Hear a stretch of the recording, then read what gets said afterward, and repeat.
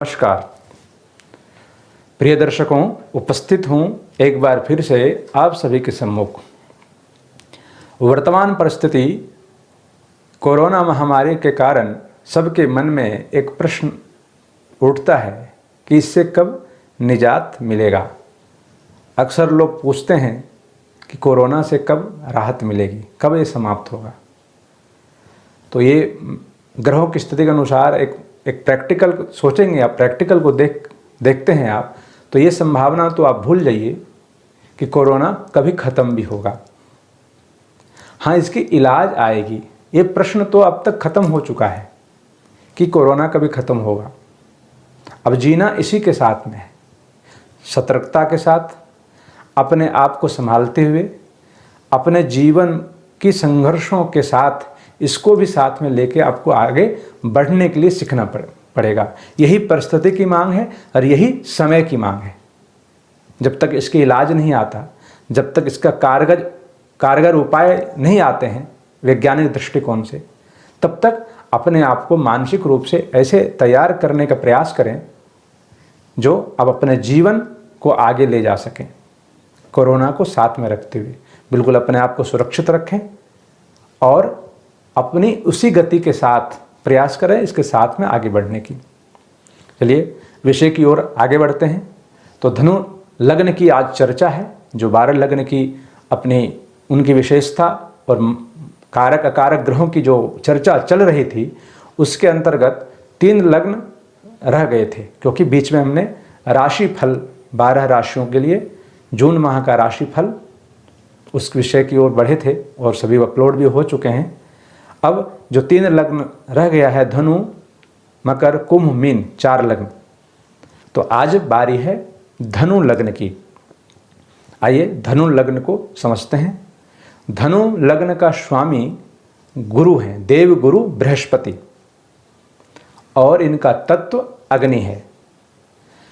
धनु लग्न वाले जितने भी 12 लग्नों में धनु लग्न एक आदर्श लग्न माना जाता है।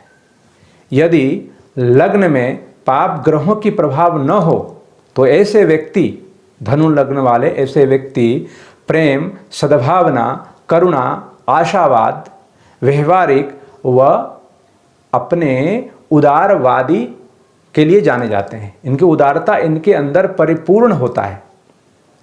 एक सज्जन के रूप में समाज में इनकी पहचान होती है, समाज में इनका मान सम्मान होता है, परंतु ये व्यवसायिक दृष्टिकोण से सफल नहीं हो पाते, क्योंकि एक आदर्शवादी छवि बन जाती है इनकी, जिसके कारण से ये व्यवसायिक दृष्टि का लाभ ये नहीं ले पाते और उनकी छवि व्यवसायिक दृष्टि में ठीक नहीं होता। बेहद ही मेहनती, हिम्मत वाला, परंतु रहन सहन में ये दिखावट से दूर रहते हैं, दिखावटी प्रक्रिया से दूर रहते हैं। दूसरों पर जरूरत से अधिक विश्वास करते हैं, जो समय के साथ हानिकारक सिद्ध होता है। परंपराओं को पालन करने वाला एवं संस्कार में विश्वास रखते हैं। धनु लग्न द्विस्वभाव कारक लग्न है, यानी इनके अंदर 2 स्वभाव होती है। जैसे मैंने पहले कहा कि लग्न में पाप ग्रहों की दृष्टि न हो तो ये सारे सद्गुण, ये सारे अच्छे गुण इनके अंदर होते हैं। अगर लग्न में पाप कारक ग्रह की दृष्टि या किसी प्रकार से कहीं ना कहीं प्रभाव इनका लग्न में पड़ता हो तो यही सारे गुण अवगुण में बदल जाता है। इसलिए इनको दुस्वभाव वाले लग्न कहा जाता है, क्योंकि ये परिस्थितियां ही ऐसी है। और ऐसा बिल्कुल नहीं है कि हमेशा ये अवगुण में रहते हैं। अगर ये पाप ग्रहों का प्रभाव रहे तो ऐसा नहीं है। इनके अंदर कहीं ना कहीं 2 छवि बन जाती है समाज में। इनको कुछ लोग अच्छे भी मानते हैं, कुछ खराब भी मानते हैं, या अपनी जो इनके व्यक्तित्व है इसमें बदलाव आते रहता है, अपने एक निर्णय पे नहीं टिक पाते हैं अगर पाप ग्रहों की किसी प्रकार से लग्न में प्रभाव हो तो। नहीं तो ये लग्न 12 लग्नों में एक आदर्शवादी लग्न है, आदर्श माना गया है। अब आते हैं इसी कड़ी में कि धनु लग्न का मंगल अमंगल कारक ग्रह कौन सा है, यानी कि कारक अकारक या मध्यस्थ या तटस्थ एक ग्रह कौन सा बनता है। इसी ओर आगे बढ़ते हैं। उससे पहले जो आपके सम्मुख ये लग्न चार्ट है, जहाँ 9 लिखा है वो कुंडली का प्रथम भाव है, यानी पहला घर। वो धनु लग्न को दर्शाने के लिए वहाँ पे पहला घर में 9 लिखा गया है। ऐसे क्रमशः 1 2 3 करके 12 घर हैं। तो धनु लग्न की जैसे चर्चा कर रहे थे, इनकी स्वामी देवगुरु बृहस्पति हैं और इनका तत्व अग्नि तत्व है। पहले चर्चा हुई थी राशियों के बारे में, उसमें ध्यान होगा आपको, एक बार फिर से चर्चा करते हैं उस विषय की ओर। धनु लग्न का जो प्रतीक चिन्ह है वो घोड़ा, आधा घोड़ा 4 पांव है, आधा घोड़ा है, सिर के पास से मनुष्य को उसमें दिया गया है और हाथ में धनुष और तीर के साथ एक लक्ष्य को निशाना लगा रहे हैं। यह धनु लग्न का आपका प्रतीक चिन्ह है। तो द्विज स्वभाव इसी कारण बनता है क्योंकि मनुष्य भी है और जानवर भी है। तो अब धनु लग्न का स्वामी गुरु को धनुष के साथ दर्शाना, ये हमारे ऋषि मुनियों ने क्या सोच रही होगी, इस विषय की ओर आगे बढ़ेंगे। तो गुरु अपने लग्न में, धनु लग्न में किनको कारक बनाया है, किनको तटस्थ बनाया है और किनको अकारक बनाया है। तो सबसे पहले कारक ग्रह की चर्चा करते हैं। तो जैसे सिंबल में आपने देखा, एक धनुष के साथ एक घोड़े पे बैठ के मनुष्य एक निशाना साध रहा है, मतलब युद्ध की गति की ओर जा रहा है, युद्ध की गति को दर्शाता है, युद्ध की क्षेत्र को दर्शाता है। तो गुरु को सबसे पहले समझने का प्रयास करें। गुरु क्या है? गुरु मतलब ज्ञान, गुरु मतलब समाज का आईना, समाज को एक सही दिशा में ले जाने वाला व्यक्ति, वही गुरु हैं। सिद्धांतवादी, आदर्शवादी, जिनका सभी अनुकरण करते हैं, जिनका निर्णय सर्वमान्य होता है, जिनके बिना समाज की कल्पना नहीं की जा सकती, वही गुरु है। तो गुरु जब युद्ध करने तो स्वयं जाएंगे नहीं, उनको ज्ञान के साथ साथ उनको 2 ऐसे चीज़ों की आवश्यकता होगी, जो बुद्धिमान हो, पराक्रमी हो, कर्मशील हो, अनुशासन में रहने वाला हो, एक भाई के समान हमेशा उनका आज्ञा का पालन करने वाला हो। तो धनु लग्न का जो पंचम भाव का स्वामी है, जहाँ 1 लिखा हुआ है, वहाँ का स्वामी मंगल, और 12वां घर का स्वामी भी मंगल, लेकिन मूल त्रिकोण राशि इनका 1 है। तो एक पराक्रम, उनका एक कारक ग्रह मंगल है। दूसरा 9वां घर, यानी जहां 5 लिखा है, वहां का स्वामी सूर्य, सूर्य वहां का स्वामी है, तो वो भी कारक हैं। तो कारण क्या रहा कि इन दोनों को कारक उन्होंने बनाया, स्वयं कारक नहीं बने हैं, लेकिन इन दोनों को बनाया। क्योंकि गुरु को जब युद्ध की स्थिति में जाना पड़े, युद्ध की ओर जाना है, युद्ध की जो सिंबल दिखाया गया है वहाँ पे एक सूर्य को उन्होंने कारक बनाया, यानी बुद्धि की कारक, ग्रहों का राजा, और उनको बुद्धि की भी संज्ञा दी गई है ज्योतिष शास्त्र में सूर्य को। तो एक उनको कारक बनाया, और एक मंगल जो सेनापति है, कर्म को दर्शाता है और पराक्रम का भी ग्रह है। तो इन दोनों को उन्होंने अपने लग्न में सबसे ज़्यादा कारक बनाया।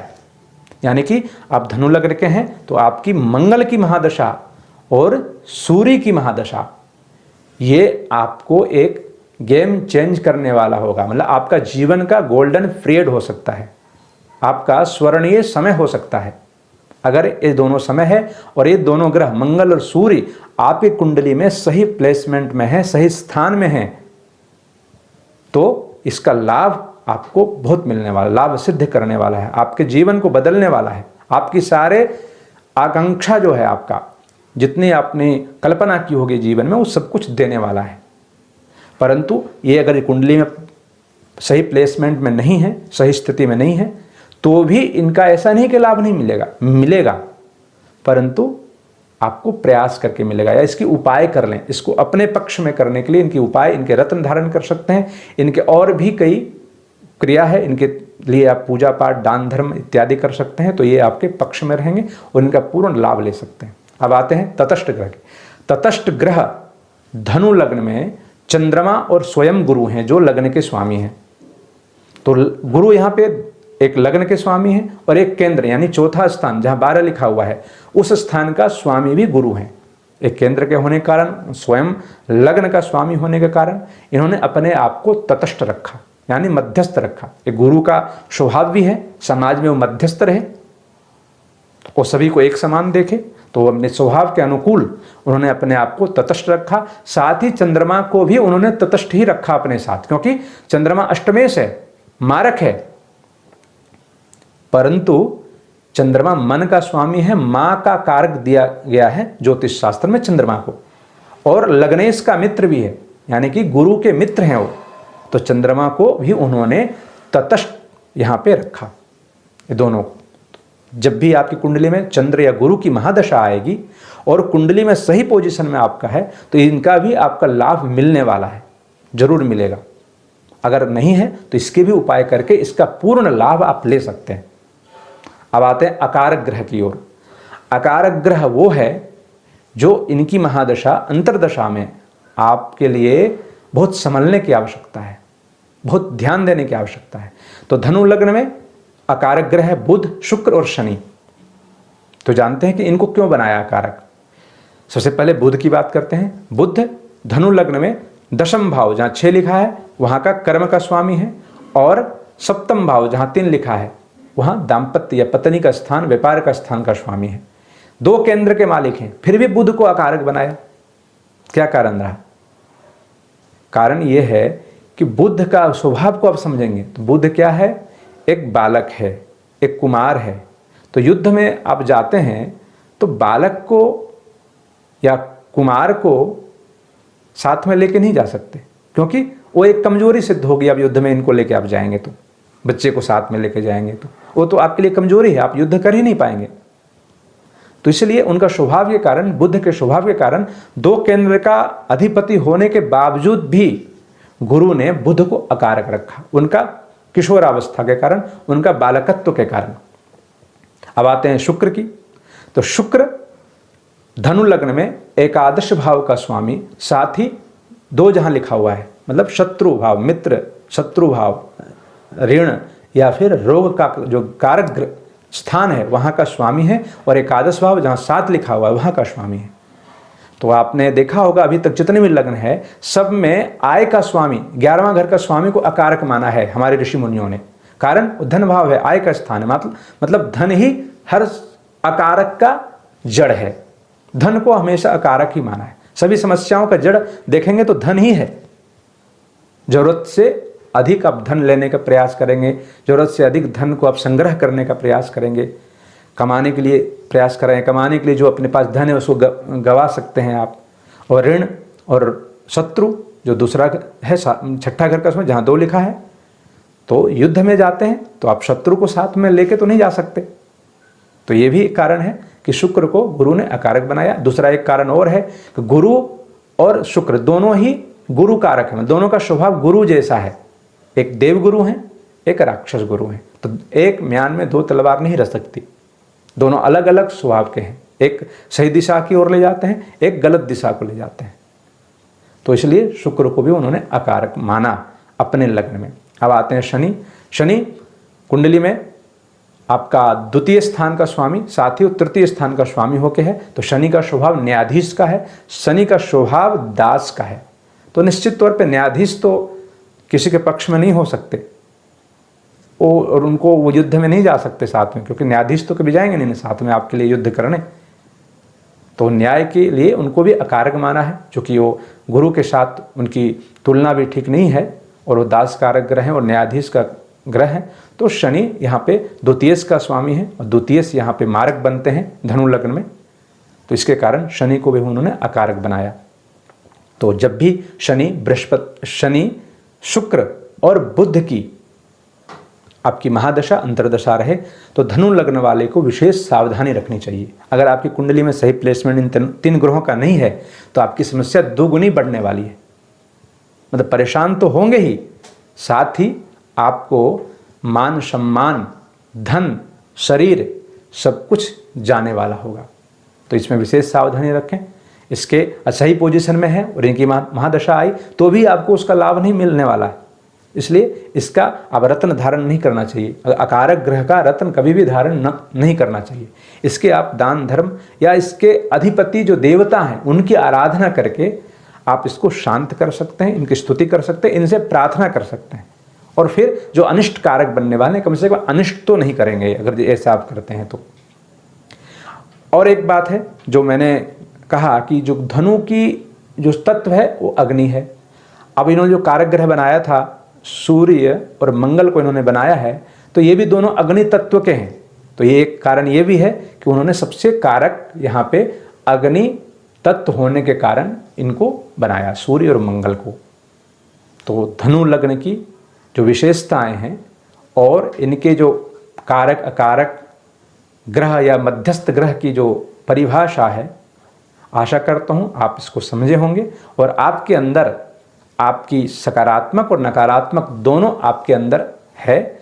आप इस लग्न के माध्यम से अपने के अंदर जो अवगुण हैं उसको आप हटाने का प्रयास करते हुए, अपने लग्न के स्वभाव को जानते हुए उस कमजोरी को आप दूर करेंगे और अपने जीवन में और आगे आप जाएंगे।